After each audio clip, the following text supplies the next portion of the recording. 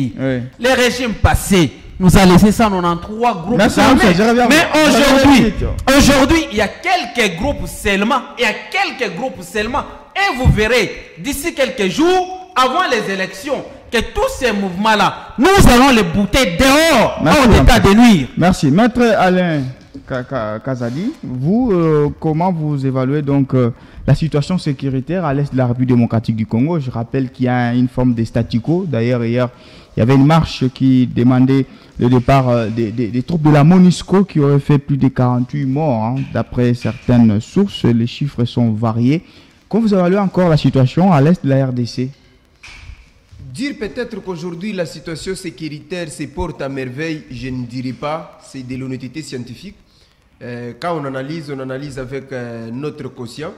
Mais dire qu'il y a un pas d'avancement, je le dirais avec fierté. Pourquoi il y a 2 ans, lorsque vous regardez la partie est de la République, beaucoup de localités étaient dans les mains des forces négatives. Et vous regardez qu'avec l'état de siège qui a été déclaré, ça n'a pas donné 100% des résultats qu'on attendait, mais ça a diminué sensiblement l'impact des armées négatives au sein de l'armée, au sein de la population de l'Est. Mais je me dis, l'arrivée de Jean-Pierre Mbemba, le casting qui a été fait pour prendre Jean-Pierre Mbemba, je me dis, le chef de l'État avait compté d'abord sur son expérience. Et vous savez, sur le marché concurrentiel, il y a certaines personnes qui font peur peut-être juste par les noms. Lorsque vous écoutez une certaine marque et vous sentez que c'est la personne qui a de l'expérience.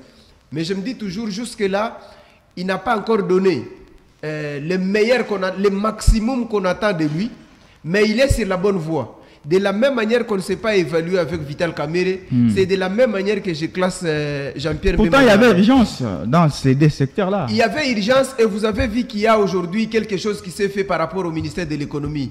Qu'est-ce qui s'est fait? Lorsque vous regardez aujourd'hui, l'armée est en train de se redynamiser. Lorsque vous regardez aujourd'hui, on a doté une logistique appropriée. Je pense qu'au niveau de l'armée, le problème il est plus profond qu'à l'économie. Pourquoi? Parce que dans l'armée est infiltrée au plus haut sommet. Je pense que c'est un travail qui ne cherche pas 2 mois, 3 mois. Je pense que c'est un travail de fond. Parce que lorsque vous êtes dans une équipe avec des gens qui sont infiltrés, lorsque vous n'avez pas à dénicher correctement ces personnes et les mettre hors état de nuire, rassurez-vous que ces personnes constituent... Mais l'infiltration, c'est un problème qui devait être résolu, pas dans 5 ans quand même. Oui, Jean-Pierre Mbemba, on est en train de parler de Jean-Pierre Mbemba. Je réponds à votre question, on parle de Jean-Pierre Mbemba il y a 2 ou 3 mois qui vient d'arriver aux commandes de l'appareil.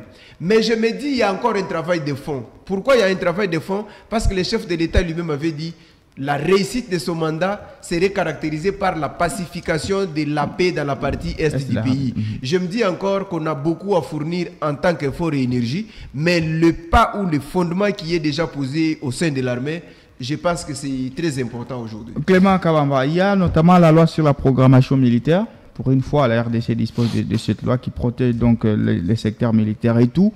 Comment vous évaluez donc son action? Jean-Pierre Mbemba qui pilote, même si on sait que c'est par les dépositaires qui est Félix Tshisekedi, mais c'est lui quand même qui pilote cela. Vous savez, le malheur dans notre pays, c'est de penser que c'est tel homme qui peut résoudre le problème.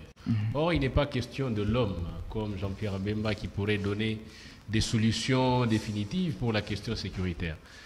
La question est déjà complexe et ce n'est pas à Jean-Pierre Mbemba de résoudre lui-même l'équation. Alors, comment juger cette action? Moi, je trouve qu'il y a pas mal de choses à faire. Pas mal de choses à faire parce que, effectivement, comme mon co-débatteur a dit, le casting qu'on a fait quand on nommait Jean-Pierre Mbemba, un peu comme pour Kamerhe aussi, c'était comme qui dirait, dans un laps de temps, la solution allait être trouvée. Où on allait voir vraiment des solutions, ou le début des solutions. Mais moi, je pense qu'il y a encore beaucoup à faire sur le terrain parce que des villages sont toujours occupés entre les mains d'un 23 depuis plusieurs mois déjà, ou même plus d'une année déjà, que Bunagana ainsi que d'autres cités sont toujours occupées. On ne peut pas faire du neuf avec de l'ancien. Ça, c'est déjà l'erreur de part. Félix Tshisekedi pensait qu'en répartant avec des anciens comme Jean-Pierre Bemba, l'affaire allait être résolue. Or, c'était une erreur. Une erreur. Et politiquement, il pensait affaiblir je ne sais pas qui, en nommant des gens comme Jean-Pierre Bemba à la défense. C'était des illusions. Mais je pense à un moment donné, même lui-même, en se regardant dans le miroir, il s'est dit, j'ai commis des erreurs. Mais il y a les deux qui pensent que les bases sont quand même louables. Non, vous savez, je comprends. Quand on vient dans la peau des maestros de la chorale du régime, on ne peut que dire des bonnes choses sur un plateau de télévision. On peut cantonner de belles mélodies en l'honneur du régime. Mais quand on vient en faisant un peu usage de la cervelle en âme et conscience, je crois qu'on va dire ça ne va pas. Merci. La situation sécuritaire, il n'y a pas que la question de l'Est. Parce que les forces de sécurité, c'est pour l'ensemble du territoire national. Voyez comment nous vivons la situation sécuritaire dans les grandes agglomérations de la République. Kinshasa ou Lubumbashi. À Kinshasa, c'est des voyous qui se munissent des machettes et ainsi de suite. C'est presque des guérillas, des guérillas dans les centres urbains. Mais sous la barbe des autorités ou de pouvoirs publics. D'accord, merci. Ce sont des arguments qui ne trompent pas. Tout à fait. C'est un échec. Ramsès, alors, on va rester à l'est de la République démocratique du Congo. Il y a d'ailleurs les discussions, il y a une table ronde déjà pour évaluer l'état des sièges et tout. Il y a des discussions sur la mission de l'EAC qui devait faire donc ces tampons entre donc, le M23 et la République démocratique du Congo. En fait, la réponse jusqu'ici du gouvernement congolais, sur base de ce qui se passe à l'est de la RDC, est-ce que vous la trouvez musclée, vous la trouvez logique par rapport à ce qui se passe? Merci beaucoup. Avant de répondre, je voudrais d'abord rebondir sur quelques aspects très importants. Ouais. Il est à signaler qu'aucune nomination ne peut se faire pour punir qui que ce soit. Parce que quand on parle de la nomination de Vital Kamerhe, Jean-Pierre Bemba, il y a ceux-là qui pensent que c'était pour punir certaines personnes ou certains individus. Non. Mon très cher frère Clément sait très bien comment on peut constituer un gouvernement. Lorsque vous regardez la situation de l'Est, d'ailleurs, il y a eu les forums pour l'évaluation de l'état des sièges. Et de l'autre côté, il y a une procédure pour accélérer afin de restaurer la paix à l'Est du pays. Maintenant, on se pose la question, par rapport aux deux aspects ou aux deux angles optés. De l'autre côté, il faut restaurer la paix. De l'autre côté, il faut réfléchir ou penser sur l'état des sièges. Est-ce qu'il y a une priorité par rapport à la demande des députés de là ou leur demande est teintée d'un agenda caché, ou il y a un agenda caché? On s'est dit, la demande, elle est tout à fait démocratique. Chaque Congolais s'exprime librement parce qu'il est couvert par la Constitution. Et de l'autre côté, on observe par rapport à la mission de l'EAC. Parce que leur mission principale, nous ne pouvons pas nous voiler la face. Nous avons demandé maintes fois, toujours sur ce plateau, même chaîne, que l'EAC a montré ses limites. Il serait évident, en âme et conscience, caractérisé par l'esprit panafricain, que ces groupes-là se décident de plier leurs bagages. Si c'est un échec, ça veut dire que c'est l'échec également de celui qui a décidé de leur venue ici. Mais ce n'est pas le président de la République qui avait décidé. C'est le président de la République qui a validé. Nous sommes membres de l'EAC.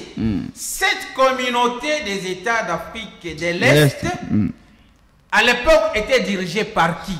Et lorsque vous lisez la charte du début jusqu'à la fin, c'est noir sur blanc. Lorsqu'un pays a des problèmes, la communauté intervient pour trouver les solutions. Mais on se retrouve dans une situation telle que et le Rwanda et la République démocratique du Congo, tous nous sommes membres. Mais je vous ramène au point de presse du président burundais et le président de la République, Félix Antoine Tshisekedi. tous convergent dans la même direction afin que l'EAC réévalue également sa mission, soit il plie les bagages, et en plus de cela, ce temps-là qu'on a fait appel bien sûr à cette communauté, c'était un temps que nous on s'est préparé en interne. Merci. Vous avez vu que cette préparation a produit des fruits très palpables. Et personne, je reviens à vous pour la conclusion. aucun Congolais ne peut mettre en cause la montée en puissance de nos Je femmes. reviens à vous pour la conclusion. Conclusion plutôt, Maître Alain Kazadi. Il y a les négociations pour qu'il y ait également convergence entre les forces burundaises et les forces congolaises toujours à l'est. On est en partenariat militaire sous le sol congolais avec l'armée ougandaise. Il y a l'armée de l'EAC, notamment constituée de quelques pays de l'Est de la République démocratique du Congo pour contrer justement l'agression du M23. Il y a l'état de siège qui s'y installe, beaucoup de stratégies justement sécuritaires, mais toujours pas de résultats escomptés. Comment vous évaluez la réponse congolaise depuis le début de cette crise? Merci pour la question. Je vais répondre en deux volets pour gagner les temps. Rapidement, 2 minutes, oui. Oui, mais je voulais déjà dire à mon grand frère Clément que quand on vient sur les plateaux de télé, souvent Maître Kazadi porte la veste des analystes scientifiques et pas militant d'un parti. Et quand je vais réfléchir, je réfléchis en termes de cadre parce que j'occupe une place de choix au sein de l'Union sacrée et au sein de mon parti. Donc on ne vient pas chanter la chorale comme mon grand frère est en train de prétendre. Lorsque vous lisez l'article 85 de la Constitution, c'est clair. Il est écrit par le législateur, lorsqu'une partie de notre territoire est sous menace, le président peut mettre sous l'état de siège ou sous l'état d'urgence. Il est vrai que notre partie de l'Est a été sous menace et continue à être sous menace. L'état de siège a été fait. Et aujourd'hui, il s'avère, après 2 ans et 3 mois, que ça n'a pas donné les résultats attendus aujourd'hui et que la population demande qui est élevée. Vous avez vu le président de la République, en bon père de famille, il a autorisé les assises. Et vous avez vu les primaires et les recommandations qui ont été données. Laissons au chef de l'État décider la suite sur la levée. Pour ce qui est la force de l'AIC, moi, dès le départ, moi, quand je réfléchis comme un scientifique. Je mets de côté les sentiments parce que j'expose mon savoir-faire et surtout mon quotient intellectuel. Je ne vais pas les brandir à cause de l'appartenance à un parti politique. Moi, je n'ai jamais été d'accord, monsieur les journalistes. C'était une erreur. Je n'ai jamais été d'accord. Pourquoi? Les groupes armés que nous avons aujourd'hui, c'est le président Laurent Désiré Kabila qui nous les a amenés quand il prenait la force en faisant partir Mobutu. Mais attention, on ne peut pas citer les gens qui ne peuvent pas se défendre. C'est ça que je dis. C'est ça que je dis. Pas les PPRD. Pourquoi j'ai évoqué ça? Lorsque vous recourez à l'extérieur pour résoudre les problèmes de l'intérieur, rassurez-vous que ces gens, quand ils vont venir chez vous et qu'ils vont découvrir les minéraux, tout ce que vous avez comme matière première, ces gens ne vont pas partir. Vous voyez? Les FDLR que nous avons, les M23, ils viennent de cette coalition. Moi, je n'étais pas partant dès les premiers jours, quand il y a eu la signature de ces accords pour qu'on nous amène ces forces. Pourquoi? Parce que ces forces là-bas ont des groupes. Je ne pense pas, et j'ai toujours dit en démocrate, les problèmes du Congo, la guerre de l'Est va terminer avec les garçons congolais. Nous, Congolais, nous devons nous-mêmes nous lever pour combattre. Aussi longtemps que nous pensons que les forces régionales viendront nous aider, nous allons toujours... Je reviens à vous pour la conclusion.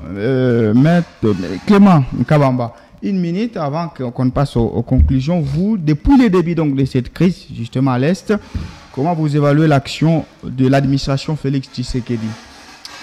À l'Est, il faut reconnaître que...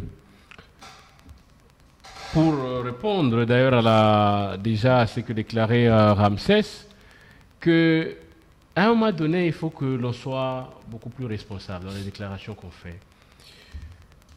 Quand vous dites par exemple que Félix Tshisekedi a hérité de 100, je crois 193 ou 100 combien groupes d'armées, est-ce que c'est une vérité ça? Je ne pense pas. Ça se vérifie. C'est une fausseté d'ailleurs. Quand il hérite du pouvoir en 2019, l'Est, il n'y avait pas assez de troubles comme on l'a vécu après. C'est à la suite de la tournure qu'a pris les négociations, ou je ne sais pas, les accords qu'il signait en sourdine avec les M23, qu'il avait d'ailleurs invité à Kinshasa, qu'il a engraissé, qu'il a nourri, qu'il a tout fait. après, dans les accords, je ne sais pas, qu'ils ont signés et qui n'a pas eu respect des promesses faites à leur endroit, que ces gens se sont retournés contre toute une république et nous font la guerre jusqu'aujourd'hui. Est-ce que les M23 existaient encore?